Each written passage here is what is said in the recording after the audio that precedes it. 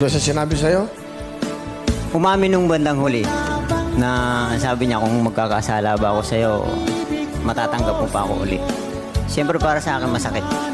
Tinanong niya yung kung sakali o nagkasala na siya. Yun ang tanong ko. Sabi ko, bakit nagkasala ka na ba? Sabi niya, hindi na siya sumagot. Tapos yun na, yung umamin na siya na may karelasyon na siya. Hanggang sa pag-uwi rito, sinama sa bahay. Ha? Ano? Sinama pa sa bahay niyo? Opo. Pilipino? Opo. Pero nagpaalam po siya sa akin na baka pwedeng isama ko dyan. Kasi nga, hihiramin daw yung bunso namin. Pumayag po ako. Pumayag ka? Para sa mga bata, gusto nila makita eh. Gusto nila makita yung anak ko. Masakit kasi nakakapanghinayang.